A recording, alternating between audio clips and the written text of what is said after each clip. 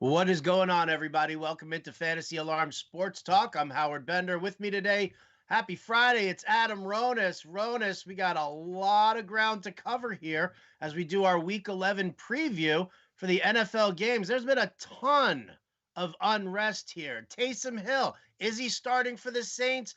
Early reports said yes. Now a late report says no. Where are we sitting on this one here? Because this one is blowing the fantasy world up. Yeah, I think all week we thought Jameis Winston would be the starter, so people spent their fab money on him, picked him up, and then we had a report early this morning saying that Taysom Hill would start at quarterback and Jameis Winston won't be involved at all in any of the offensive packages. And then we just heard a little while ago from Sean Payton, who would not announce a starting quarterback. So I guess it would be Hill. I mean, Schefter's been pretty good with this stuff in the past and said that he's been taking the snaps at practice. So I would lean towards Hill, but you never know. I mean, he could come out there, perform poorly. They go to Winston. Maybe part of this is Winston has incentives that would increase how much he gets paid. That could be a factor. I think, and then people will say, well, why did Winston come in last week? That was probably because the game plan had Hill involved in other packages. Yep. So now they have a whole week to put in a fresh game plan that allows Hill to be the quarterback. I mean, look, they did pay him, and we all sat there like, what are you doing?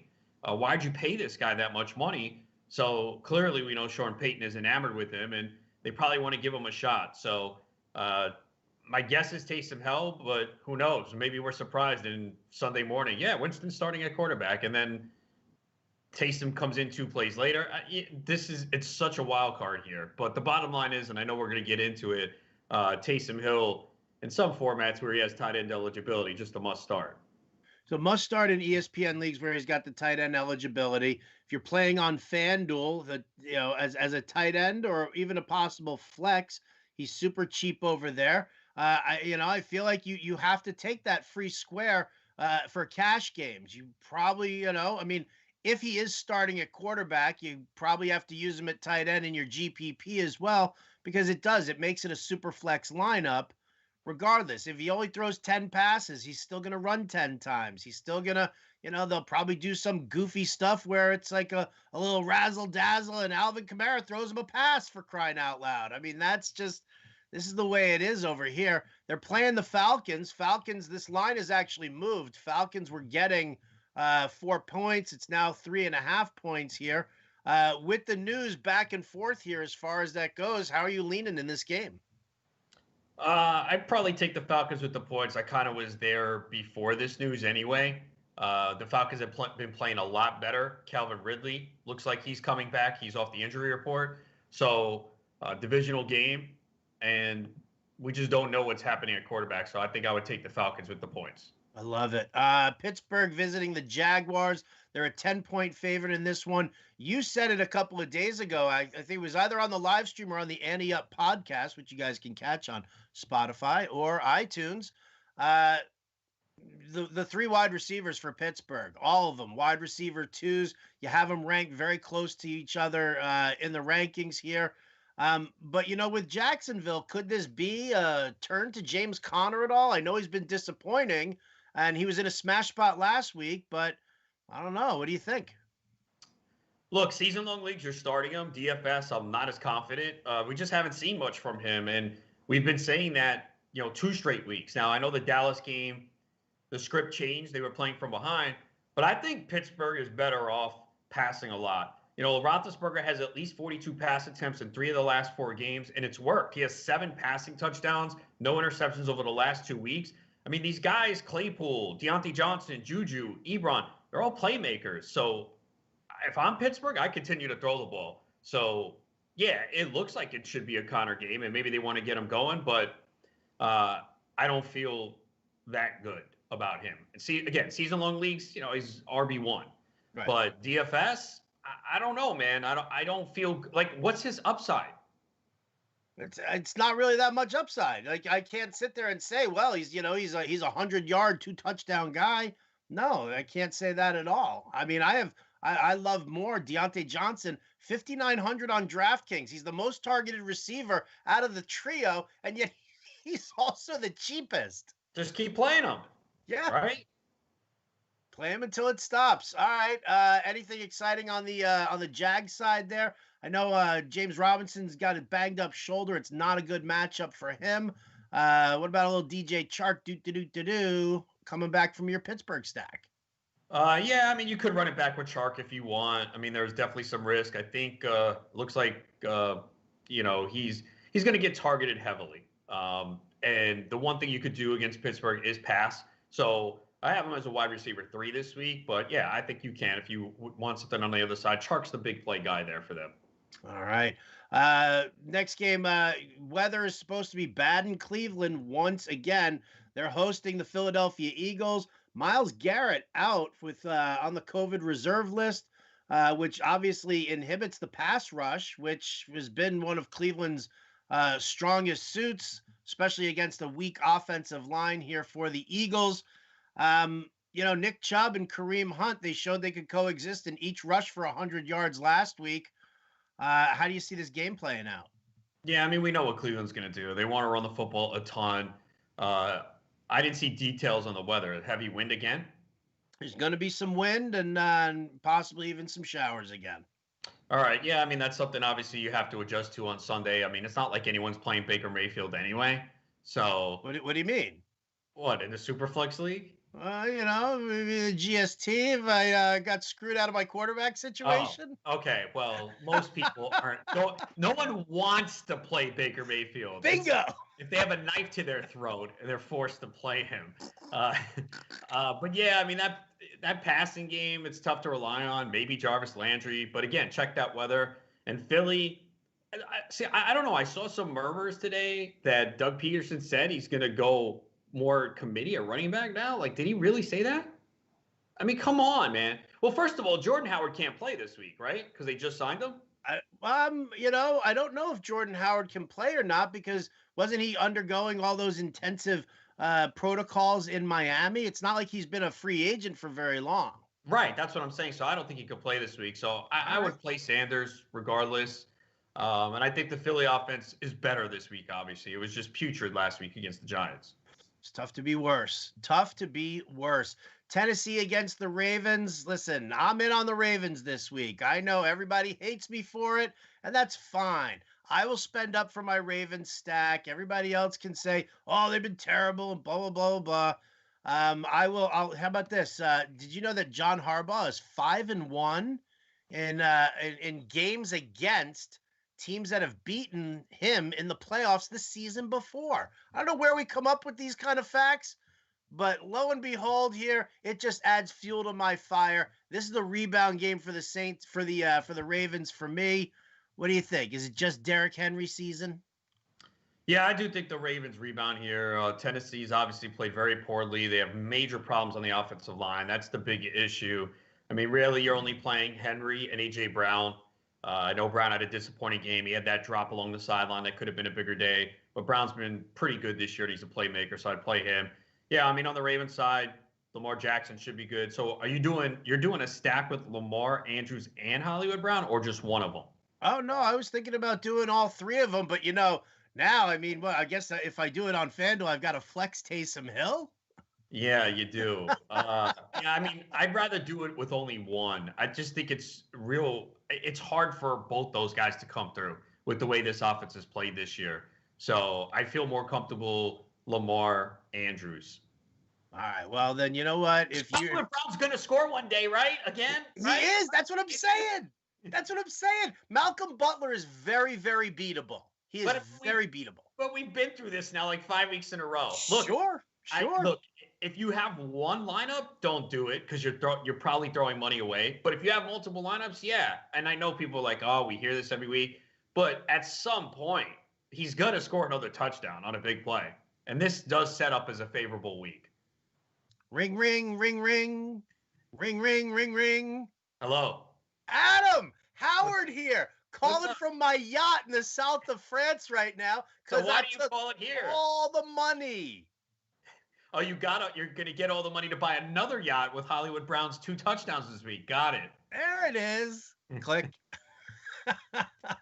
All right, next game. Let's take a look at how about Cincinnati against the Washington football team.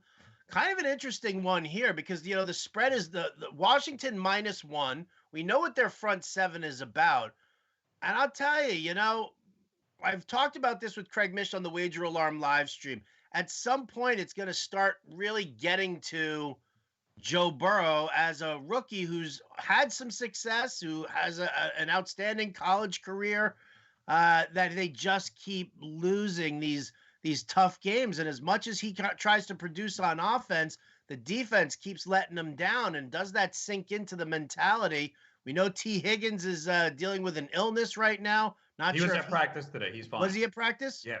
Okay, well then that's a step in the right direction. So where are you at with these guys? I like the Bengals here. I mean, I would a stack of Burrow, Boyd, T. Higgins. I'm in.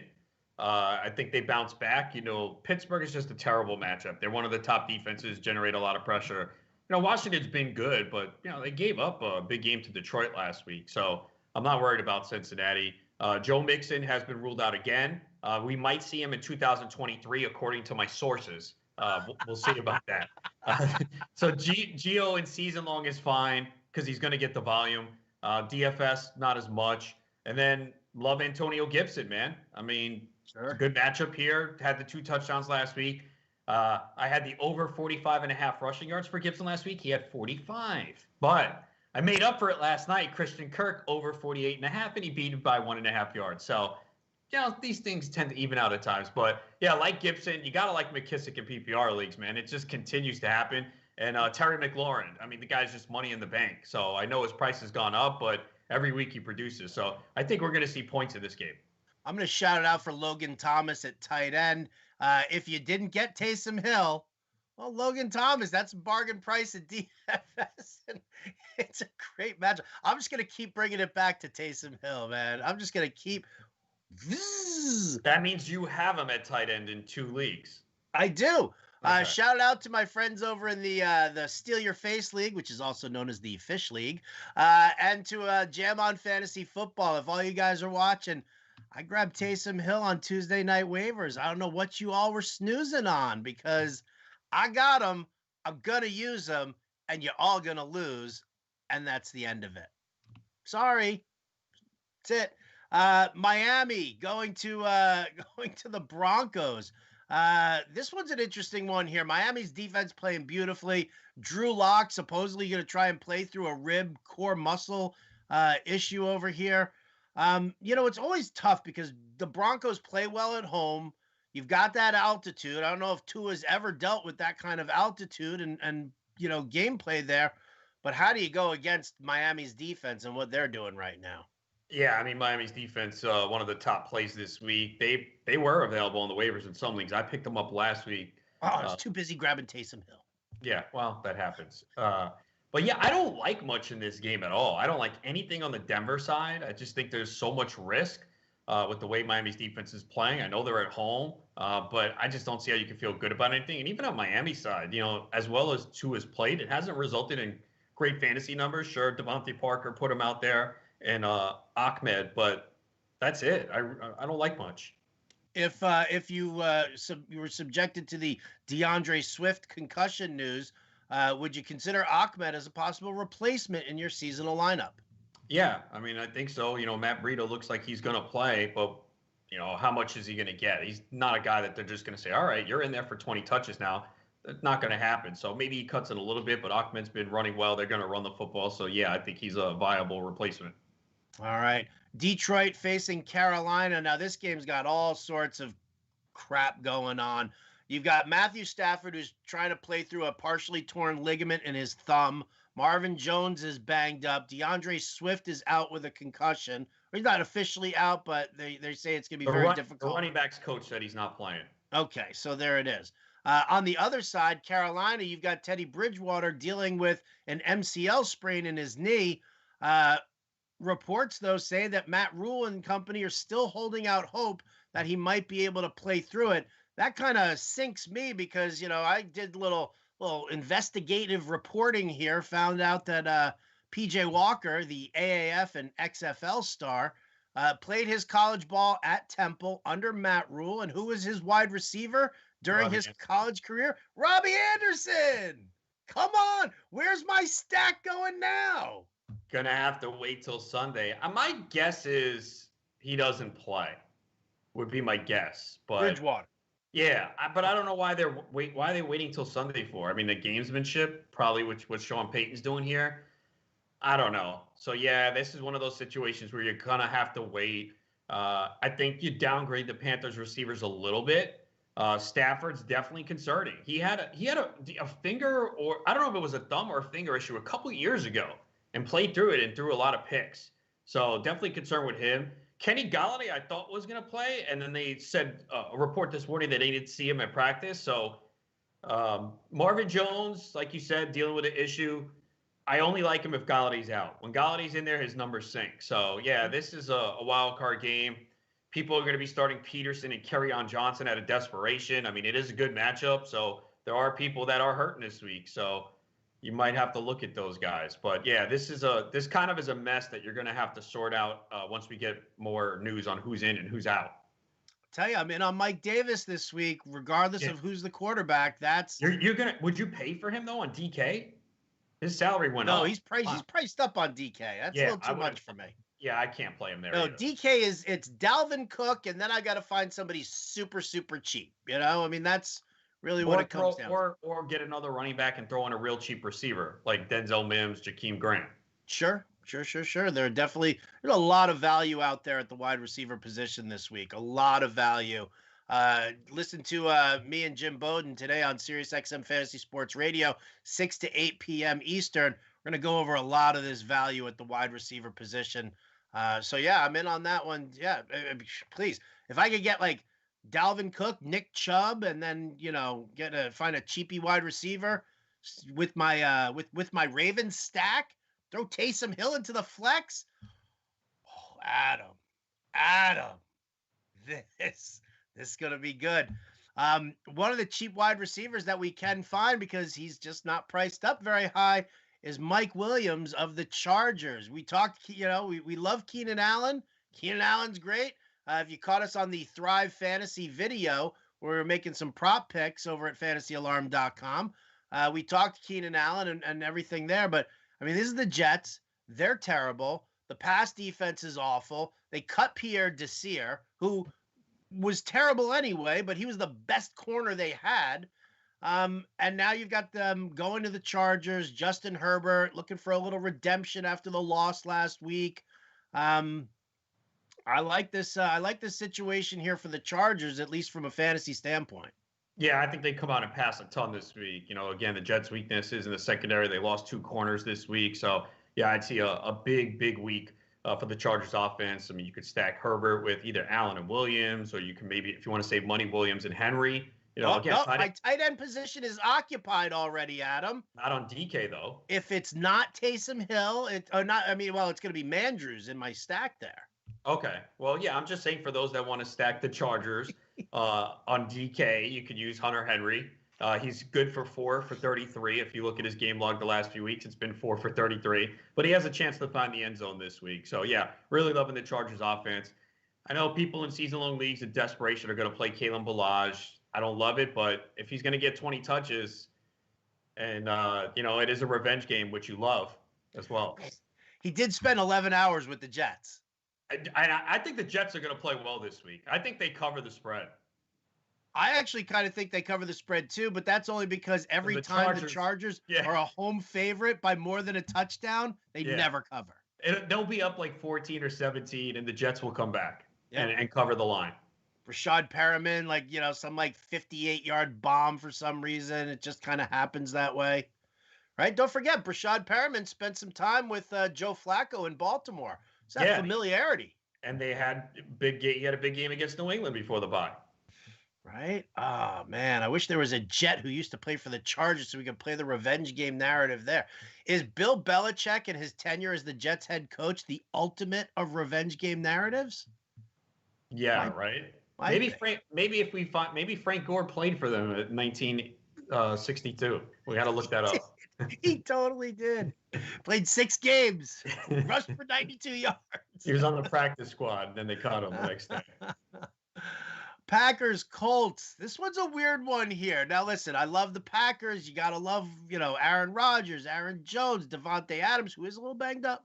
He just got word he's off the injury report. Oh, see, we love that.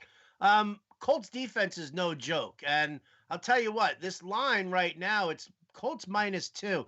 This is eerily similar to that Thursday night game against Tennessee, where everybody was like, oh man, we're going to take Tennessee. Getting points against the Colts is a smash spot. Why not? It's begging you to take Green Bay with the points, begging you, which means the Colts are going to win.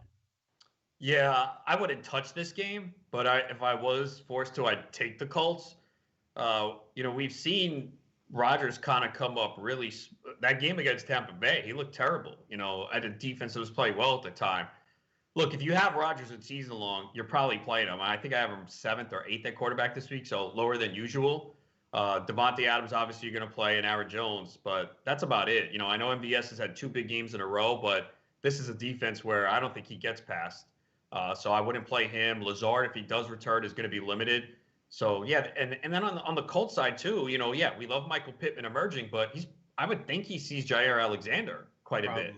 Yeah. So, and that backfield's a mess. Everyone's going to play Nyheim Hines this week. So Jonathan Taylor scores twice. No, I don't know. I mean, I want to stay away from it. Well, that's why I'm starting Leonard Fournette and not Ronald Jones everywhere.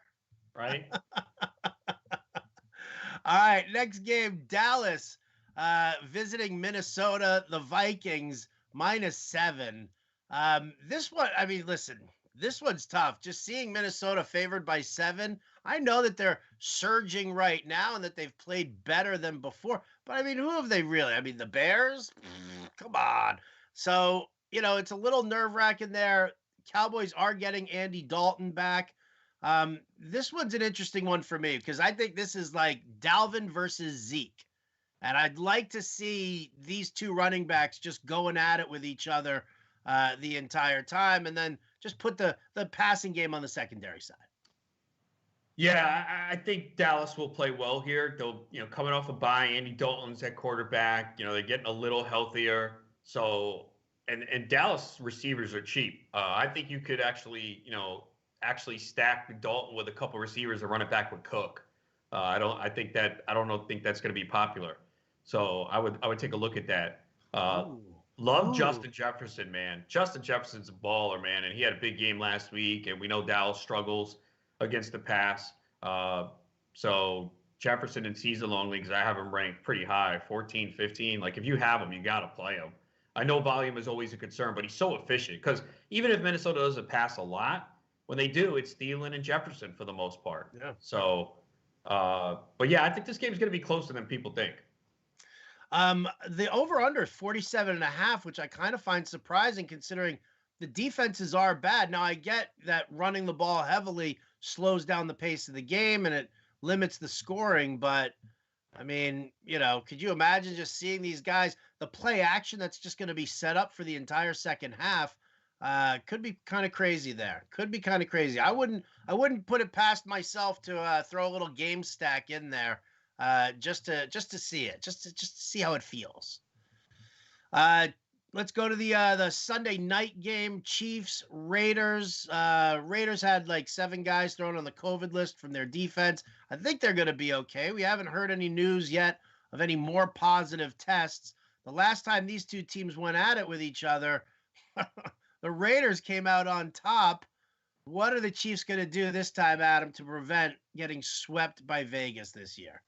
Yeah, I'd be stunned if they are. They're coming off a bye. They've had 2 weeks to prepare. It's their only loss in a long time, only loss of the season. I see Mahomes smashing in this spot. The running backs are always dicey, because Clyde Edwards-Helaire has 19 carries over the last 3 games. Now, it's possible that over this bye, they said, all right, you know what? We need to get our running game going. But, in season long, he's an RB2, but I see Mahomes having a huge game here, man. Or just huge. Yeah, I think they crush in this game. All right. Well, he's getting Sammy Watkins back, so I mean, come on, right? Oh yeah, that's a big difference. But Cole Hardman's still on COVID-19. I forgot about that. But Cole Hardman's still on the COVID list. But I mean, listen, it's Tyreek Hill, it's Travis Kelce. Maybe they even get a little Le'Veon Bell involved in that one here, huh? I Maybe. mean, you got to figure Vegas really struggles against the run. So kind of interesting there. You got Clyde Edwards-Helaire, you've got Le'Veon Bell. I know that Mahomes wants to sling the rock, but maybe they run it a little earlier in that game. Who knows? All right, Monday Night Football. Last game here on the slate for us. The Rams visiting the Tampa Bay Buccaneers. The last time the Rams traveled all the way to Florida, it wasn't such a good result for them. And they ended up having to struggle against Miami, running the ball a ton. Bucks favored by 4 here. It's a tough defense here for the Rams. Real tough defense.